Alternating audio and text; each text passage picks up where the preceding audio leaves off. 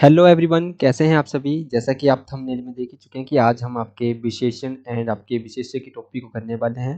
इससे पहले हमने आपके सर्वनाम के टॉपिक को कंप्लीट कर लिया है। अगर आपने अभी तक वो नहीं देखा है तो आप हमारी प्लेलिस्ट पे जाके उन्हें देख सकते हैं। आज का ये जो टॉपिक रहेगा आपका पटवारी, पुलिस या फिर अदर जितने भी कॉम्पिटिटिव एग्ज़ाम किए जाते हैं उन सभी में इम्पोर्टेंट रहेगा। तो आज के इस सीक्वेंस में हम पढ़ेंगे आपका विशेषण क्या होते हैं, विशेषण के टाइप्स एंड इसकी अवस्थाओं के बारे में हम जानेंगे। तो जल्दी से स्टार्ट करते हैं हम अपने इस टॉपिक को। तो सबसे पहले हम जानेंगे कि विशेषण एक्चुअल में होता क्या है।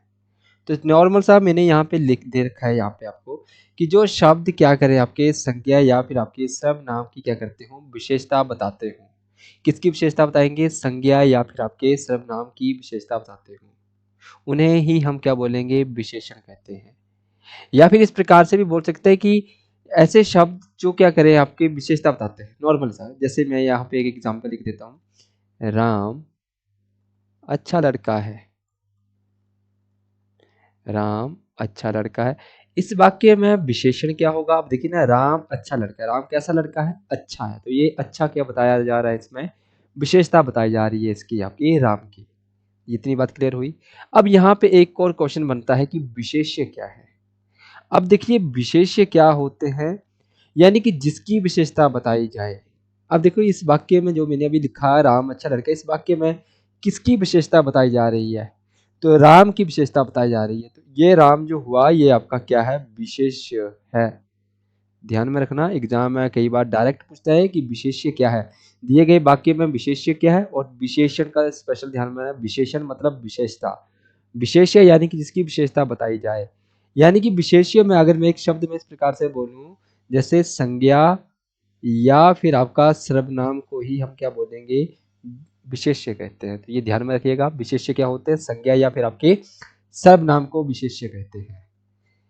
अब इसके मैं कुछ एग्जाम्पल देता हूँ कौन कौन से आपकी विशेषता होते हैं, यानी कि कौन कौन से विशेषण होते हैं। विशेषण यानी कि जैसे कि अच्छा, बुरा, काला, गोरा, बुरा, सुंदर, मीठा, कड़वा एक्सेट्रा, ये सारे के सारे क्या है? आपके विशेषण कहलाए जाते हैं। यानी कि ये विशेषता बताने का कार्य करते हैं। क्लियर है इतनी बात? अब इनके थोड़े से एग्जाम्पल मैं आपको बताता हूँ कि जैसे आसमान का रंग नीला है। तो आसमान का रंग कैसा है? नीला है। तो नीला यहाँ पे विशेषण है। मोहन एक अच्छा लड़का है। तो कैसा लड़का है? अच्छा लड़का है। तो यानी कि अच्छा यहाँ पे क्या हो जाएगा? आपका विशेषण हो जाएगा। अब जरा इसके विशेषण के भेद के बारे में जान लेते हैं कि विशेषण के भेद होते कितने हैं। तो नॉर्मली विशेषण के भेद कितने होते हैं? 4 भेद होते हैं। एग्जाम में अगर आपसे पूछा है कि कितने भेद होंगे तो इनके 4 भेद होते हैं। नंबर 1 पे इसका भेद आता है आपका गुणवाचक विशेषण, जहां पे सिर्फ और सिर्फ व्यक्ति के गुणों के बारे में ही व्यक्त किया जाए। यानी कि सिर्फ और सिर्फ क्या बताए जाएंगे? जहां पे गुण बताए जाए उसे हम क्या बोलेंगे? आपके गुणवाचक। अब नंबर 2 पे आता है हमारे पास परिमाणवाचक। अब परिमाणवाचक में जहां से क्या किया जाए?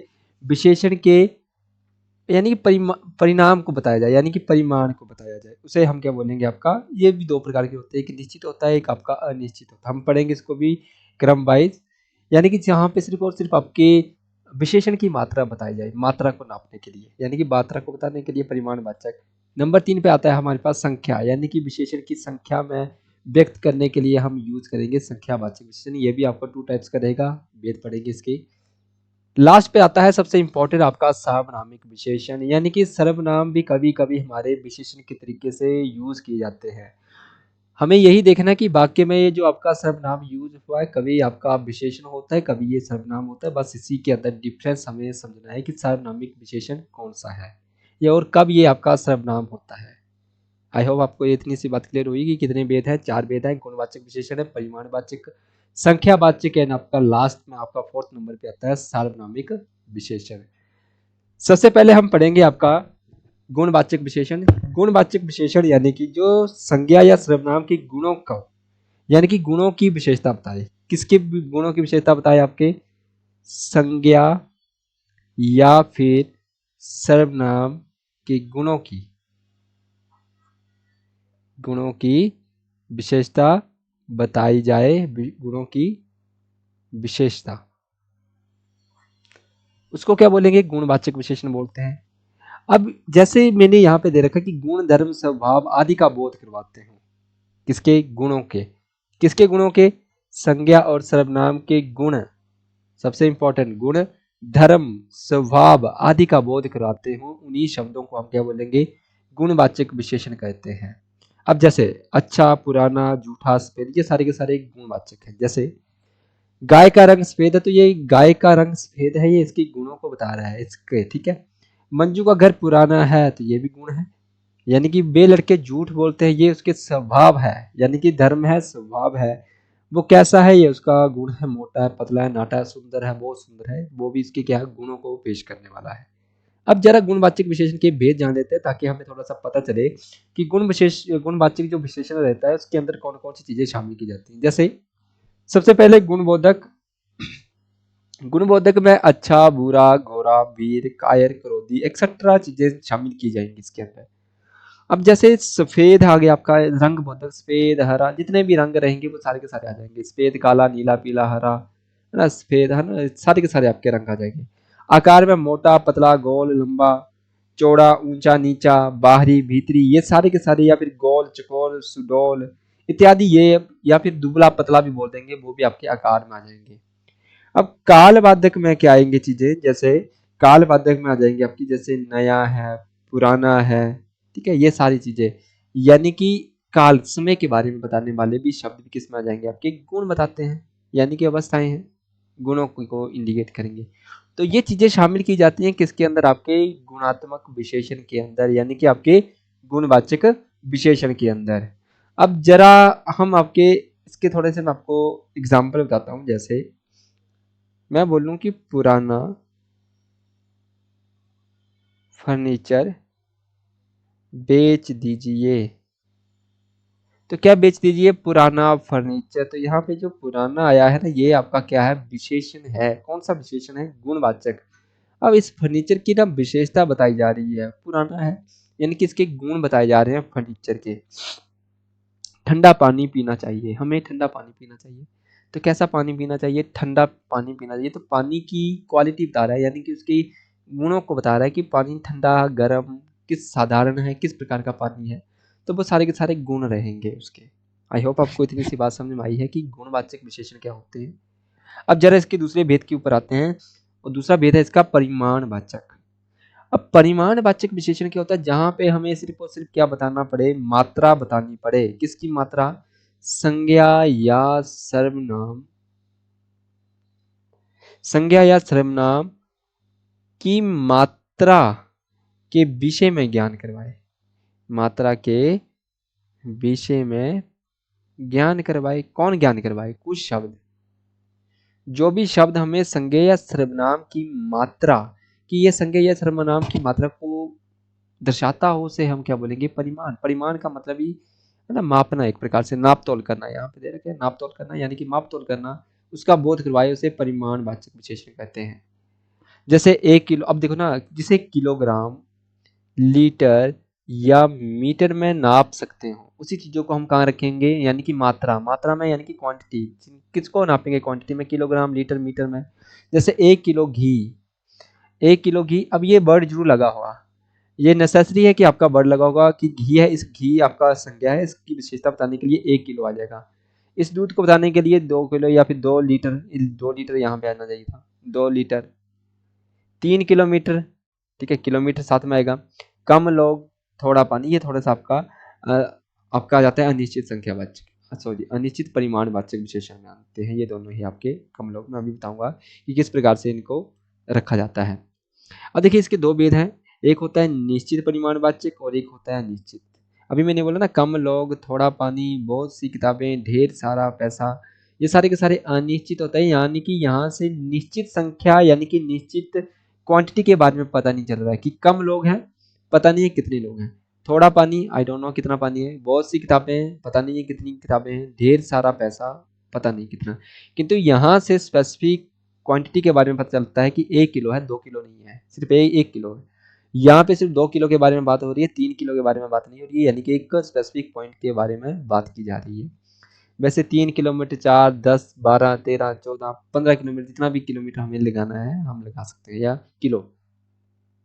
अब जरा इनके हम थोड़े से एग्जाम्पल देख लेते हैं कि एग्जाम्पल्स क्या हैं इनके। अब जैसे यहाँ पे एग्जाम्पल्स देता हूँ। जैसे 5 किलो हम अक्सर यूज करते हैं ये वाला, 5 किलो चावल दीजिए। अब बताइए इसमें कौन सा आपका विशेषण है? क्या निश्चित परिमाण, एक तो हमें इतना पता चला है कि 5 किलो के बारे में बात हो रही है, यानी कि माप तोल के बारे में बात की जा रही है, तो नॉर्मल सा परिमाणवाचक होगा। परिमाणवाचक में कौन सा विशेषण होगा? अब देखिए यहाँ से, अब 5 किलो बोला है ना आप, बस 5 किलो की ही दीजिए, इससे ना तो मुझे ज़्यादा चाहिए ना ही कम चाहिए, तो यानी कि निश्चित क्वांटिटी के बारे में बात की जा रही है। ठीक है, अब देखिए जैसे मैं यहाँ पे एक और एग्जांपल लिखूँ कि चाय के लिए थोड़ी चीनी दीजिए, या चीनी दीजिए या बचा लीजिए। आप देखिए चाय के लिए थोड़ी चीनी, बट आई डोंट नो कितनी चीनी चाहिए। मिलेगी तो क्वांटिटी में ही, चाहिए तो मुझे किस में, क्वांटिटी में, बट परिमाणवाचक तो हुआ, बट यहाँ से निश्चितता का बोध नहीं हो रहा कि कितनी मात्रा में चाहिए, यानी कि लिखा है थोड़ी मात्रा में चाहिए दीजिए या रखिए, थोड़ी यानी कि आई डोंट नो कि कितनी है, तो अनिश्चित परिमाणवाचक विशेषण कहलाया जाएगा। ठीक है, ये क्लियर हुआ। खाने में थोड़ा नमक कम है, इस तरीके से बोलेंगे तो थोड़ा कम है, तो पता नहीं कितना कम है, 1 चम्मच 2 चम्मच, अगर हम क्वांटिटी में बोलेंगे कितना है, 1 किलो 2 किलो कितना कम है, या 1 चम्मच 2 चम्मच भी बोलेंगे तब भी आपका निश्चित परिमाणवाचक में चला जाएगा। किंतु थोड़ा कम है, पता नहीं कितना कम है, बताना मुश्किल है, इसलिए अनिश्चित परिमाणवाचक भी रखा जाता है इसके अंदर। इसके बाद इसके अगला भेद है आपका संख्यावाचक विशेषण। अब ये इसका तीसरा भेद है, संख्यावाचक विशेषण। अब इसके अंदर क्या होता है कि किसी भी वस्तु को नापा तोला नहीं जाएगा, नापा तोला नहीं जाएगा, डायरेक्ट किसको बताएगा, सीधा ही संख्या को बताएगा। अब जैसे जो शब्द संज्ञा या सर्वनाम की क्या बताते हो, संख्या, सिर्फ और सिर्फ क्या बताएंगे, संख्या, ना कि क्वांटिटी, यानी कि कोई किलोग्राम कोई लीटर मीटर नहीं लगा होगा उन शब्दों के साथ, उन्हें हम क्या बोलेंगे, संख्यावाचक। अब ध्यान में रखिएगा, परिमाणवाचक में हमने जैसे बोला 1 किलो, तो ये शब्द लगा था, किंतु यहाँ पे सिर्फ एक का लगा होगा, एक पुस्तक, यानी कि सीधा ही संख्या के बारे में बता रहा है, 1 2 3 4। अगर मैंने किलो लगा दिया या किलोग्राम लगा दिया तो वो चला जाएगा आपका परिमाणवाचक में। तो ये थोड़ा सा डिफरेंस है परिमाणवाचक और संख्यावाचक विशेषण में, बाकी सारी चीज़ें सिमिलरिटी में आएंगी आपकी। अब जरा इनके कुछ एग्जाम्पल देखते हैं, जैसे 10 किताब, अभी मैंने बोला ना 10 किताब, 4 मित्र, कुछ छात्र, कई लोग, 7 दिन, 10 वर्ष, तो यहाँ पर भी आपके ये दोनों ही आपके अनिश्चित संख्यावाचक में आते हैं। जैसे मेरे पास 10 किताबें हैं, तो 10 हैं, कितनी किताबें हैं, संख्या बारे में बता रहे हैं कि कितनी किताबें हैं, तो संख्या के बारे में इंडिकेट करें। मंजू के 4 मित्र या मेरे 4 मित्र है, कितनी संख्या है मेरे मित्रों की, 4 है। कई लोग वहां पर हैं, कई लोग हैं, तो ये संख्या के बारे में बता रहे हैं, लोग संख्या में मिलेंगे।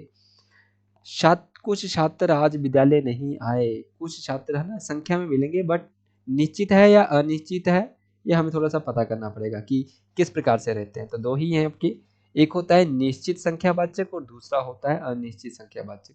निश्चित संख्यावाचक में जैसे 10 किताब, 4 मित्र, 10वां भाग, 5वां भाग, छठा भाग, ये सारे के सारे आपके निश्चित संख्यावाचक में आते हैं।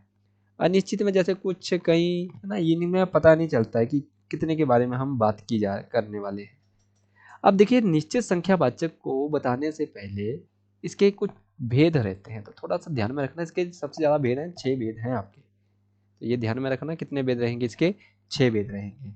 अब इनको नंबर 1 बाय 1 करते हैं। पहला है पूर्ण संख्याबोधक, सेकंड नंबर पे आएगा आपका अपूर्ण संख्याबोधक, क्रमवाचक संख्याबोधक, आवृत्तिवाचक संख्याबोधक, समुदायवाचक, एंड आपका लास्ट में पढ़ेंगे हम छठे पे प्रत्येक बोधक।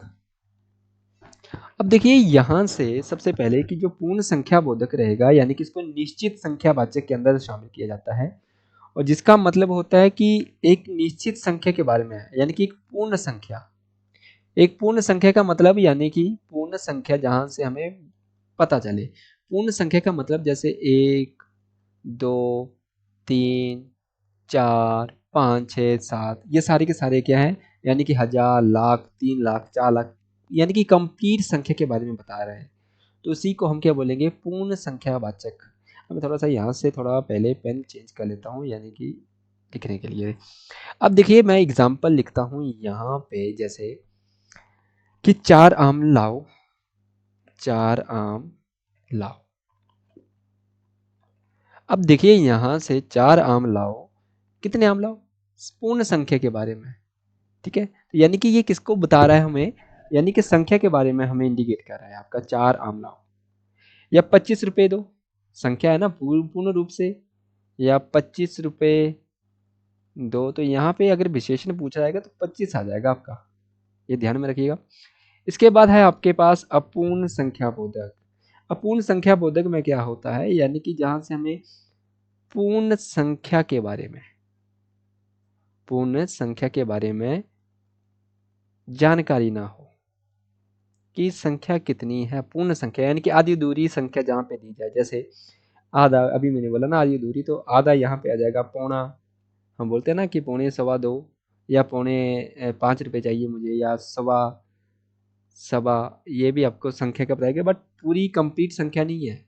डेढ़ है ना, हम अक्सर सुनते हैं डेढ़ आपका, ढाई, एक्सेट्रा, इस तरह के जो वर्ड रहते हैं, शब्द रहते हैं, यानी कि पूर्ण संख्या बोधक रहेंगे। अब मैं जल्दी से एग्जांपल बता देता हूँ, जैसे आधा किलो आलू दीजिए। हम बोलते हैं ना, दुकान में जाते हैं, आधा किलो आलू दीजिए। तो आधा किलो आलू दीजिए, ये कौन सा आपका आ जाएगा, आधा किलो, यानी कि कंप्लीट संख्या नहीं बता रहा है, तो अपूर्ण संख्या बोधक। अब जरा देखिए कि आपका ये क्या रहेगा, आपका क्रमवाचक संख्या बोधक क्या होगा। अब देखिए क्रमवाचक संख्या बोधक में क्या आएगा, यानी कि जो क्रमबद्धता को बताए, जैसे क्रम बताते हैं ना, जैसे पहला, दूसरा, तीसरा, चौथा, पांचवा, एक्सेट्रा, यानी किस तरह के चौथा, पांचवा, छठा, सातवां, आठवां, नौवां, 10वां, 11वां, 12वां, ये सारे के सारे आपके यानी कि क्रमबद्धता को बताते हैं, एक क्रम को बता रहे हैं। इसके अलावा एक होता है कार्डिनल, एक होता है ऑर्डिनल, इंग्लिश में जिनको बोलते हैं, जैसे आपका इस प्रकार से भी इनको रखा जाता है, इनको प्रथम, द्वितीय, यानी कि है क्या, ये आपके क्रमबद्धता को बता रहा है, ये प्रथम है, द्वितीय, तृतीय, यानी कि इससे भी हमें क्रमबद्धता के बारे में पता चलता हो। तृतीय, चतुर्थ आ जाएगा, पंचम आ जाएगा, षष्ठ आ जाएगा, सप्तम आ जाएगा, अष्टम आ जाएगा, ये सारे के सारे आपकी क्रमबद्धता को बताते हैं। तो कौन से हुए, क्रमवाचक विशेषण हुए, तो ये ध्यान में रखिएगा। जैसे मैं बोलूँ राम का पहला स्थान आया है, तो कौन सा स्थान आया, पहला आया, दूसरा आया, जैसे एग्जाम्पल लिख दूँ, राम का पहला स्थान आया है, इसमें विशेषण पूछा जाएगा तो पहला आ जाएगा। पहला कौन सा स्थान, स्थान की विशेषता बता रहे हैं ना, ये कौन सा स्थान मिला, पहला मिला, दूसरा मिला, चौथा मिला, छठा मिला है, नौवां मिला है, यानी कि कौन सा स्थान मिला है, तो पहला मिला है, तो ये आपका क्रमवाचक संख्या बोधक होगा। इसके बाद है आपका आवृत्तिवाचक संख्या बोधक।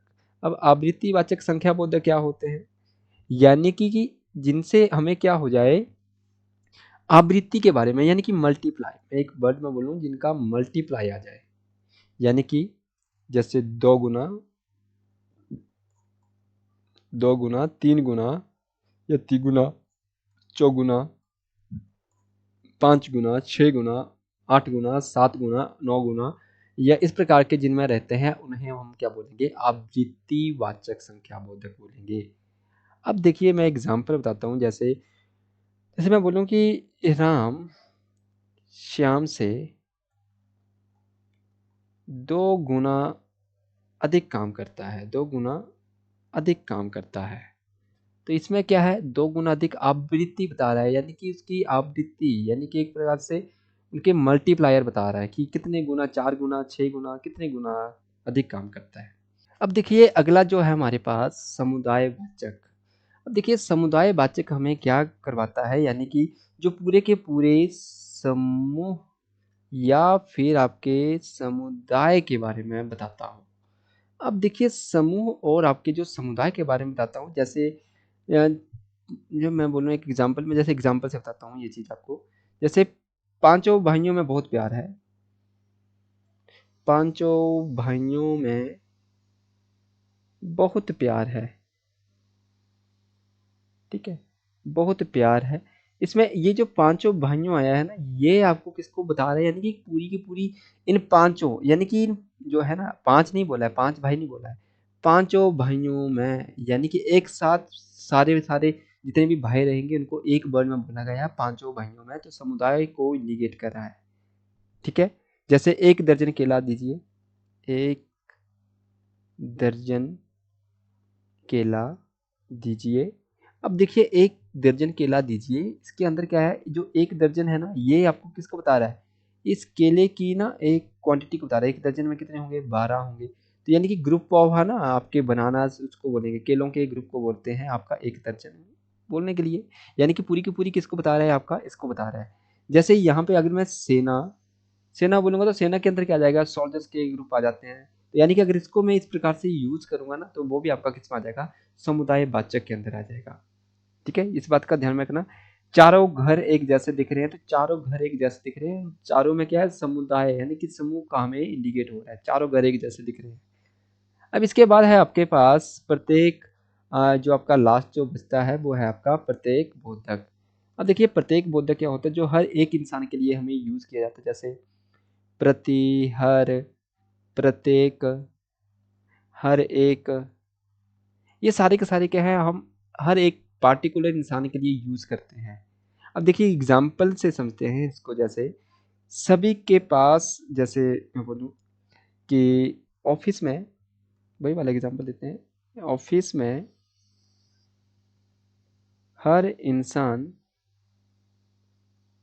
ऑफिस में हर इंसान अच्छा है या अच्छे हैं, ऑफिस में हर इंसान अच्छे हैं या हर इंसान अच्छा है, यानी कि हर एक या प्रत्येक, यहाँ पे मैं लिख दूँ प्रत्येक इंसान अच्छे हैं। तो यानी कि पूरे के पूरे जो ऑफिस में जितने भी इंसान होंगे उन सभी के बारे में मैंने एक साथ बात की है, यानी कि शब्द क्या लगा दिए, प्रति, हर, प्रत्येक, हर एक, यानी कि जो किसको बताएंगे, आपके प्रत्येक बोधों को इंडिकेट करते हैं। तो ये होते हैं हमारे पास निश्चित संख्यावाचक। 6 भेद है, इंपॉर्टेंट है। पहला है आपका पूर्ण संख्या बोधक, दूसरे नंबर पे है आपका अपूर्ण संख्या बोधक, नंबर 3 पे है आपका क्रमवाचक संख्या बोधक, नंबर 4 पे है आपका आवृत्तिवाचक संख्या बोधक, नंबर 5 पे है आपका समुदाय बोधक एंड नंबर 6 पे है आपका प्रत्येक बोधक। इसके बाद आता है हमारे पास अनिश्चित संख्या वाचक, आपका कौन सा होता है, तो ये अनिश्चित संख्या वाचक क्या होते हैं, यानी कि जहां से हमें किसी निश्चित संख्या के बारे में पता नहीं चलता हो। ठीक है, तो ये ध्यान में रखिएगा। जैसे कौन कौन से आते हैं आपके, जैसे मैं यहाँ पे लिख दूं कुछ, कोई, या फिर अब है ना, ये कुछ आ गया, कोई आ गया, ये इससे हमें संख्या के बारे में तो पता चलता है कि कोई आ रहा है, पर पता नहीं कोई तो आ रहा है, इस प्रकार से बोलेंगे ना, कोई आ रहा है बट पता नहीं कौन आ रहा है, यानी कि संख्या नहीं, कुछ लोग वहां पर हैं, कुछ लोग वहां पर हैं, तो इससे भी हमें पता नहीं चलता है कि वहां पे कौन सा है। जैसे थोड़ा सा भी आ जाएगा, थोड़ा सा भी यहाँ पे आ जाएगा, जैसे थोड़ा सा, जैसे थोड़ा सा खाना लाओ।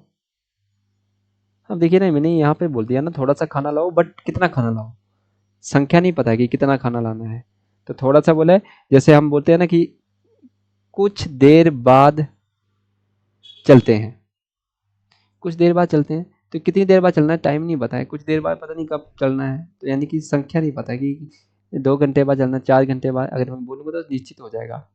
डायरेक्ट बोला हूँ कुछ देर के बाद, यानी कि कुछ लोग वहाँ वहाँ पर थे, तो कुछ लोग हैं ना, पता नहीं कितने लोग थे वहाँ पे, संख्या नहीं पता चल रही है यहाँ से।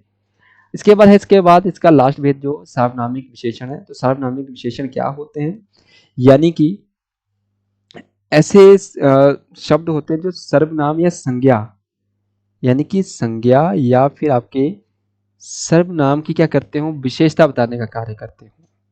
यानी कि जो सर्वनाम किसी संज्ञा की ओर संकेत करते हैं उन्हें संकेतवाचक विशेषण भी कहते हैं, या फिर आपके सार्वनामिक विशेषण भी कहते हैं। इस बात का ध्यान में रखना है आपने कि क्या कहेंगे उनको, आपके सार्वनामिक विशेषण कहते हैं, इस बात का ध्यान में रखना।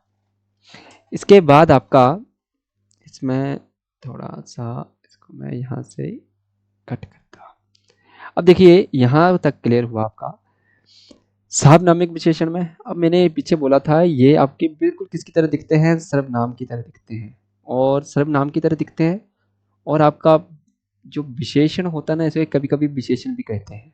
इस बात का जैसे मैं पहले एग्जांपल देता हूँ, यह किताब हिंदी व्याकरण की है। अब यह, वह, ये, वह, थोड़ा सा याद आया होगा आपको कि ये चीजें हमने कहाँ पढ़ी थी, आपकी सर्वनाम के अंदर पढ़ी थी। कहाँ पर पड़ी थी, सर्वनाम के अंदर पड़ी। अब देखिए यहाँ पर एक बार फिर से ये रिपीटेड हो रही है, बट ये जो रिपीट हुई है तो इनके साथ में देखेंगे किसकी विशेषता बता रहे हैं।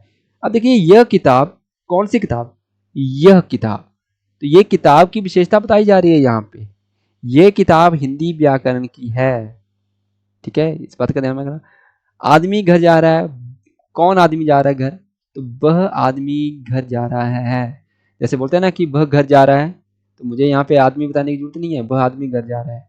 ठीक है, यानी कि स्पेशल पर्सन के लिए इंडिकेट किया कि वही आदमी घर जा रहा है, यानी कि ये क्या हुआ, विशेषण हुआ। फिर ये किताब किसकी है, ये किताब किसकी है, वैसे बोलते हैं ना कि किताब किसकी है, ये किसकी किताब है, इस तरीके से बोलेंगे। किंतु वहां पे ये, अगर मैं इसको इस प्रकार से लिखूंगा कि ये किसकी किताब है, इस तरीके से बोलूंगा ना, तो यहाँ पे ये आपका सर्वनाम है। फिर क्या हो जाएगा आपका, ये आपका सर्वनाम हो जाएगा। इस बात का ध्यान रखना है। इसी प्रकार से वह लड़का बहुत होशियार है, लड़का बहुत होशियार है, वह बहुत होशियार है। अगर लड़का यूज नहीं करूंगा तो अब ये आपका क्या हो जाएगा, सर्वनाम हो जाएगा। यही अंतर है इन दोनों के बीच में। अगर मैं लिखूंगा वह बहुत होशियार है, तो कौन सा हो जाएगा, ये आपका सर्वनाम होगा। किंतु इसके बाद मुझे पता है कि संज्ञा आई है, ये संज्ञा है, ये संज्ञा है, ये संज्ञा है, और ये भी आपकी संज्ञा है। तो एक बात ध्यान में रखना है, यहाँ पे सार्वनामिक विशेषण के लिए किस प्रकार से पहचान करनी है या अंतर करना है इन दोनों के बीच में। जब भी सर्वनाम होगा तो उसके बाद कभी भी आपका संज्ञा नहीं आएगा, यानी कि संज्ञा और सर्वनाम कभी भी एक साथ नहीं आते हैं। इस बात का ध्यान में रखना। क्यों नहीं आएंगे, क्योंकि संज्ञा के स्थान पर ही तो हम सर्वनाम प्रयुक्त कर रहे हैं। किंतु विशेषण के बाद, किंतु विशेषण के बाद हमारे पास क्या आते हैं, आपके संज्ञा आती है। क्यों आती है, क्योंकि संज्ञा की ही तो विशेषता बताई जा रही है, क्योंकि संज्ञा की विशेषता बताई जा रही है, तो संज्ञा से पीछे क्या आएगा, आपका कोई ना कोई विशेषण आएगा। और ये अगर संज्ञा हुई तो ये आपका क्या होगा, विशेषण होगा। और विशेषण किससे बना है, सर्वनाम से बना है, तो नाम क्या पड़ा इसका, सार्वनामिक विशेषण। बिल्कुल आसान है, तो ये ध्यान में रखना है कि किस प्रकार से इनको करते हैं। अब इंग्लिश के अंदर भी आपके आते हैं, जैसे हम बोलते हैं ना कि आपके प्रोनाउन है दिस, जैसे बोलेंगे हम दिस बुक इज माइन। जैसे एक और बोलते हैं, जैसे दिस इज माई बुक। अब देखिए इन दोनों के अंदर, अब यहाँ पे आपका जो ये माई लगा है ना, ये किसके आगे लगा है, इससे पीछे लगा ना। बुक क्या है आपकी यहाँ पे, बुक आपकी क्या है, नाउन है, यानी कि नाउन, नाउन से पीछे क्या आया, तो माई यहाँ पे क्या हुआ, एडजेक्टिव हुआ। किंतु यहाँ पे ये जो माइन लगा है ना, ये नहीं आपका, ये आपका प्रोनाउन से बना है, तो ये आपका सर्वनाम हुआ। इस बात का ध्यान में रखना है आपने। और यहाँ पर भी ये क्या है, प्रोनाउन है, क्यों, बुक से पीछे है ना, बुक से पीछे बुक नाउन, नाउन से पीछे क्या आएगा आपका, एडजेक्टिव, एडजेक्टिव को ही तो हिंदी में विशेषण बोलते हैं। इस बात का ध्यान रखना है। अब इसके भी कुछ भेद हैं आपके, सार्वनामिक विशेषण के आगे भेद हैं। अब देखिए सार्वनामिक के भेद क्या होते हैं। पहला है आपका संकेतवाचक विशेषण, संकेतवाचक सार्वनामिक, यानी कि जहां से हमें क्या होता हो, संकेत मिलता हो, उसे बोलते हैं। जैसे अभी हमने बोला ना, यह, वह, वो, जो, सो, ये सारे के सारे क्या है हमारे पास, संकेतवाचक विशेषण है। मैं एग्जांपल एक देता हूं, जैसे कि उस कुर्सी को, किस, उस कुर्सी को यहाँ लाओ, किस कुर्सी को लाओ, उस कुर्सी को यहाँ लाओ, तो ये कौन सा आपका संकेतवाचक। इसी प्रकार से अनिश्चयवाचक सर्वनाम, सॉरी आपके, हाँ, विशेषण में क्या होगा, अनिश्चय में आते हैं, यानी कि जहां से हमें पता ना चले सर्वनाम में। जैसे कोई, एंड आपका आ जाएगा यहाँ पे कुछ। जैसे कोई से मैं बना देता हूँ, कोई लड़की, कोई लड़की बाहर खड़ी है, तो लड़की से पीछे आया ना, यानी कि संज्ञा हुई, संज्ञा से पीछे आया तो सर्वनाम हुआ। कोई लड़की बाहर खड़ी है, कौन सा हुआ, अनिश्चय, आपका सार्वनामिक विशेषण हुआ। ठीक है, जैसे कुछ लोग मेरे घर आए हैं, मेरे घर आए हैं, तो कुछ लोग, तो ये किससे पीछे लगा है, आपका लोग से, यानी कि पीपल, यानी कि आपका संज्ञा। संज्ञा में ये कुछ क्या है, आपका सार्वनामिक विशेषण है, कौन सा, अनिश्चयवाचक। अब प्रश्नवाचक में पता है आपको क्या आता है, आपको ये सारे क्या, क्यों, किस, सारे के सारे आप क्या जाएंगे, प्रश्नवाचक पूछने वाले कैसे। जैसे कि बोला जाए कि तुम क्या, अच्छा सॉरी, इस प्रकार से नहीं, आपका इस प्रकार से बनेगा। जैसे बोला जाए, किस आदमी से, किस आदमी से बात कर रहे हो। तो ये क्वेश्चन है, किस आदमी से बात कर रहे हो, ये आपका किस में आ जाएगा, आपका प्रश्नवाचक विशेषण में आ जाएगा। क्यों? आदमी से पीछे लगा है, ठीक है। जैसे कौन आदमी आया है, कौन आदमी आया है, तो कौन से भी अब बन जाएगा आपका। यानी कि इससे पहले इस हमेशा याद रखना, इसके बाद अगर मुझे संज्ञा दिख गई तो ये आपका सार्वनामिक विशेषण है। एंड जो लास्ट बचता है वो है आपके पास संबंध बोधक। संबंध बोधक में क्या होगा आपका, जैसे कि संबंध बताया, जैसे मेरा, हमारा, आपका, मेरा, हमारा, आपका, ये सारे के सारे क्या है, आपके सार्वनामिक विशेषण कहलाए जाते हैं। जैसे तुम्हारा घर कहाँ है, तो घर से पीछे आया तुम्हारा, मेरा घर कहाँ है या मेरा घर वहाँ है, सारे के सारे क्या हैं, आपके संबंध बोधक कहलाए जाएंगे। तो ये 4 भेद होते हैं सार्वनामिक विशेषण के भी। पहला संकेतवाचक, नंबर 2 पे आया आपका निश्चयवाचक, और नंबर 3 पे आया आपका प्रश्नवाचक, है नंबर 4 पे आया आपका संबंध बोधक।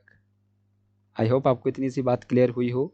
ये कितने प्रकार के रहते हैं, आपके 4 प्रकार के रहते हैं, इनके भेद कितने हैं आपके, आपकी जो विशेषण है इनके भेद कितने हैं आपके, 4 भेद होते हैं। आई होप आपको क्लियर हुआ हो। अब देखिए इनकी कुछ आपके ना, जो आपके जो ये रहते हैं ना कुछ विशेषण, जैसे उनकी रचना ना संज्ञा या सर्वनाम या फिर आपकी क्रियाओं से भी होती है। संज्ञा से भी हो जाती है, सर्वनाम से भी कुछ आपकी विशेषण बन जाते हैं, एंड आपकी क्रिया, जैसे हमने पढ़े हैं ना आपके, जैसे नाउन अगर आपने पढ़े होंगे, नाउन के अंदर हम यानी कि नाउन में हम एडजेक्टिव एल वाई लगा देंगे तो वो क्या हो जाता है आपका एडजेक्टिव। वैसे यहाँ पे हम कोई प्रत्यय, अब है ना, किसी शब्द के अंत में क्या जुड़ते हैं, अंत में जुड़ने वाले प्रत्यय होते हैं, जुड़ेंगे तो क्या बन जाएगा आपका विशेषण बन जाएगा। तो ये जो शब्द है ना, ये क्या होना चाहिए, या तो आपकी संज्ञा होनी चाहिए, या तो सर्वनाम होना चाहिए, या तो आपकी क्रिया होनी चाहिए। क्या बनेगा आपका विशेषण बनेगा। तो ये फॉर्मेट थोड़ा सा ध्यान में रखना है आपने कि किस प्रकार से हम विशेषण बना सकते हैं। तो मैं थोड़े से एग्जांपल देता हूँ आपको जल्दी से। अब देखिए संज्ञा से विशेषण किस प्रकार से बनाए जाते हैं, तो संज्ञा ये वाली रहेंगी आपकी। तो धर्म से क्या बन जाएगा, यहाँ पे कौन सा प्रत्यय लगा है, इक प्रत्यय लगा है। इक प्रत्यय लगाने से क्या बना, धार्मिक। अलंकार में अलंकारिक, इक प्रत्यय लगा है। नीति से नैतिक। अब नैतिक कई बार पूछ लिया जाता है कि नैतिक क्या है आपका, संज्ञा है, सर्वनाम है, विशेषण है, या फिर आपका कौन सा शब्द है। तो नैतिक में याद रखना आपका क्या है, विशेषण है, इक प्रत्यय लगा है। किसमें, संज्ञा में जब भी प्रत्यय लगेगा तो वो क्या बनेगा आपका, आपका विशेषण बनेगा। दिन, इक प्रत्यय लगा, दैनिक बन जाएगा। इतिहास, इक प्रत्यय लगा, ऐतिहासिक। अंश, आंशिक बन जाएगा। इत प्रत्यय से भी बनते हैं, जैसे अंक से बन जाएगा अंकित, सुरभि से सुरभित, तरंग से तरंगित, इल से क्या बन जाएगा आपका तरंगित। इस प्रकार से इल से प्रत्यय जो लगा है, इल से क्या बनेगा आपका, जटा से क्या बन जाएगा जटिल, उर्मी से क्या बन जाएगा आपका उर्मिल, पंख से क्या बन जाएगा पंकित। तो इस प्रकार से बनाए जाते हैं। इस प्रकार से आगे देखिए, आलू से श्रद्धा से क्या बन जाएगा श्रद्धालु, ईर्ष्या से क्या बन जाएगा ईर्ष्यालु, इत्यादि प्रत्ययों से हम क्या करते हैं संज्ञा को बनाते हैं। मैं बहुत ज़्यादा शब्द हैं, मैंने सारे इंक्लूड नहीं किए हैं, थोड़ा सा आइडिया होना चाहिए किस प्रकार से बनते हैं। तो मैंने आपको एक तरीका बता ही दिया है कि संज्ञा में क्या लगाना है, आपने प्रत्यय लगाना है, कुछ नहीं करना है, क्या बन जाएगा आपका विशेषण बन जाएगा। बस इतना सा ध्यान में रखना है। इसके बाद है सर्वनाम से विशेषण किस प्रकार से बनते हैं। अब देखिए वह से वैसा, यह से ऐसा बनता है। इसके अलावा आपकी क्रिया से भी बनाए जाते हैं, जैसे पठ धातु है ना, धातु से पठित, पत से पतित, भागना से भागने वाला, पालना से पालने वाला। यानी कि एक शब्द में बोलूं तो संज्ञा, सर्वनाम और क्रिया से हम क्या कर सकते हैं, आपके विशेषण बना सकते हैं। इस बात का ध्यान में रखना है आपने। किससे बन सकते हैं, संज्ञा, सर्वनाम, क्रिया से हम कोई ना कोई प्रत्यय जोड़कर क्या बना सकते हैं, कोई विशेषण बना सकते हैं। और सबसे इंपॉर्टेंट मैंने आपको बोला था कि इसके अंदर हम आपके जो एग्जाम में पूछ जाती हैं अवस्थाएं, अवस्थाएं पढ़ेंगे। सबसे इंपॉर्टेंट है, एग्जाम के पर्पज से हर एग्जाम में पूछी जाती हैं अवस्थाएं। अब विशेषण की 3 अवस्थाएं होती हैं, तो ये थोड़ा सा ध्यान में रखना है। कितनी अवस्थाएं होंगी आपकी, 3 अवस्थाएं होती हैं। नंबर 1 पे आती है आपकी मूलावस्था, नंबर 2 पे आती है आपकी उत्तरावस्था, नंबर 3 पे आती है आपकी उत्तमावस्था। ये वही चीजें हैं जो हम एडजेक्टिव के अंदर पढ़ते हैं। एडजेक्टिव के अंदर हम क्या पढ़ते हैं कि पॉजिटिव डिग्री, आपकी पढ़ते हैं कंपैरेटिव डिग्री, एंड आपकी सुपरलेटिव डिग्री। सुपरलेटिव डिग्रीज पढ़ते हैं। अवस्थाएं यानी कि डिग्रीज, अवस्थाएं क्या होती हैं यानी कि डिग्रीज होती हैं। इस बात का ध्यान में रखना है, डिग्रीज को ही अवस्थाएं बोलते हैं। तो वैसे ही हिंदी में भी पूछी जाती हैं कि positive degree, comparative degree, superlative degree. Hindi में मूलावस्था, उत्तरावस्था और उत्तमावस्था होती है, 3 होती हैं अवस्थाएं हिंदी में भी। अब देखिए मूलावस्था क्या होती है, यानी कि जहां पे बिल्कुल बिल्कुल सामान्य सी विशेषता बताई जाए, नॉर्मल सा बताया जाए, या फिर इस प्रकार से विशेषण की तुलना नहीं होती है कभी भी।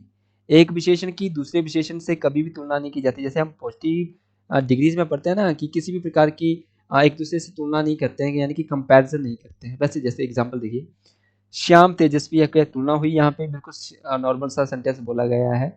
श्याम क्या है, तेजस्वी है। श्याम अच्छा लड़का है, कैसा लड़का है। और सिर्फ सिंपल सा यानी कि सिर्फ नॉर्मल सा आपका साधारण सा विशेषण लगाया गया है यहाँ पे, शिल्पा सुंदर लड़की है। अब देखिए श्याम अच्छा लड़का है, शिल्पा सुंदर लड़की है। यहाँ पे किसी भी प्रकार का क्या लगाया गया है, आपका नॉर्मल सा साधारण तरीके से पेश किया गया है। किसी भी प्रकार का एडिशनल वर्ड यूज नहीं किया गया है, यानी कि बिल्कुल साधारण रूप से, यानी कि पॉजिटिव डिग्री से यूज किया गया है। मैं थोड़ा सा इंग्लिश में बताता हूँ आपको किस प्रकार से आती है। जैसे he is a good boy बोलेंगे, तो ये जो गुड आया है ना, इसकी जगह पे मैंने बेटर नहीं लिखा है, ना ही बेटर लिखा है, ना ही मैंने बेस्ट लिखा है। He is the best boy वो नहीं लिखा है, मैंने लिखा है he is a good boy. यानी कि सिर्फ इसकी साधारण सी विशेषता बताने के लिए यूज किया है मैंने। He is a good boy, कैसा है वो, एक अच्छा लड़का है, गुड बॉय।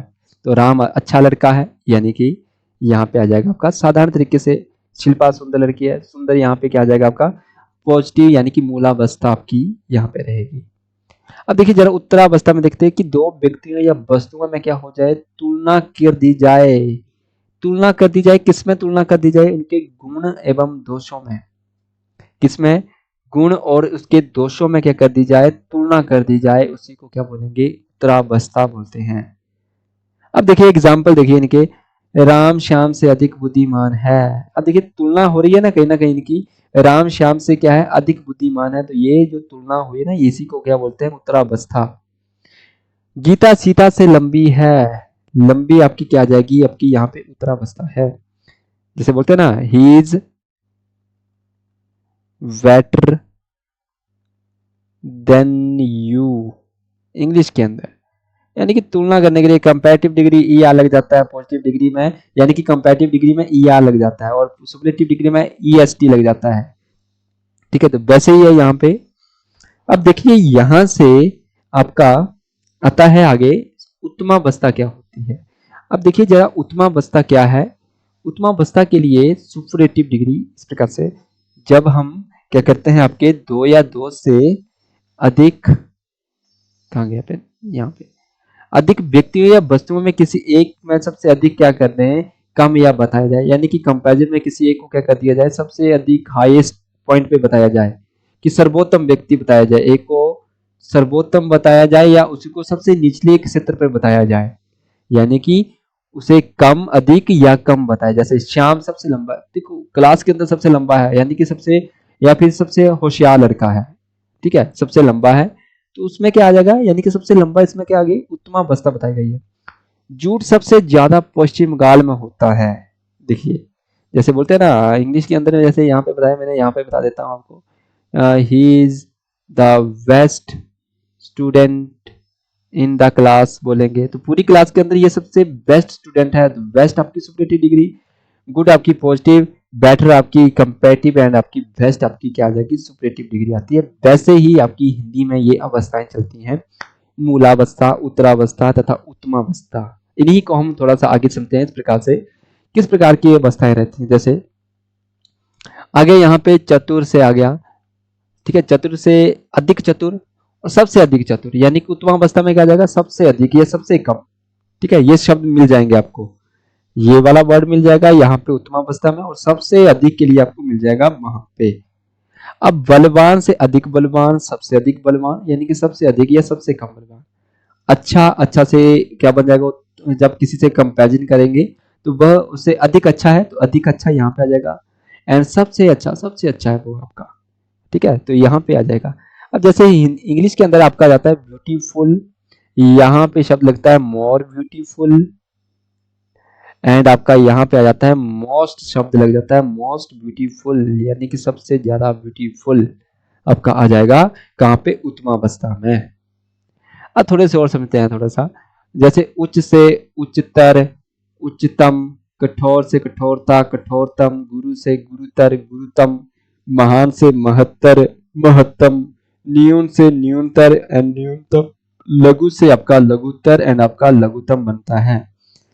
तीव्र से क्या बन जाएगा आपका, तीव्रतर बन जाएगा एंड आपका लघुतम बन जाता है, या तीव्रतम, इस प्रकार से बनाया जाता है।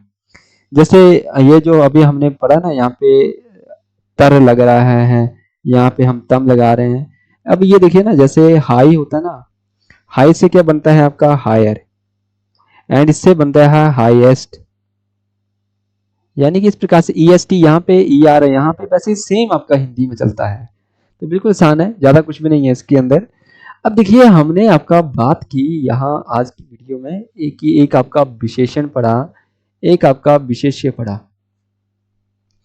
देखिए विशेषण यानी कि जो संज्ञा या फिर आपके सर्वनाम की विशेषता बताए, की विशेषता बताए उसे क्या बोलेंगे, विशेषण कहते हैं। विशेष्य क्या होते हैं, जिसकी विशेषता बताई जाए, जिसकी विशेषता बताई जाए उसे हम क्या बोलेंगे, विशेष्य कहते हैं। तो ये ध्यान में रखना, क्या होगे, यानी कि संज्ञा या फिर सर्वनाम को ही क्या बोलते हैं, विशेष्य कहते हैं। अब यहाँ पे एक टर्म और आती है, बिल्कुल छोटा सा है, मैं अलग से नहीं इसको बताऊंगा आपको, यहीं पे बता देता हूँ। प्रविशेषण होता क्या है, प्रविशेषण। अब देखिए जब विशेषण की विशेषता बताई जाए, विशेषण की क्या कर दी जाए, विशेषता बता दी जाए, उसे हम क्या बोलेंगे, प्रविशेषण कहते हैं।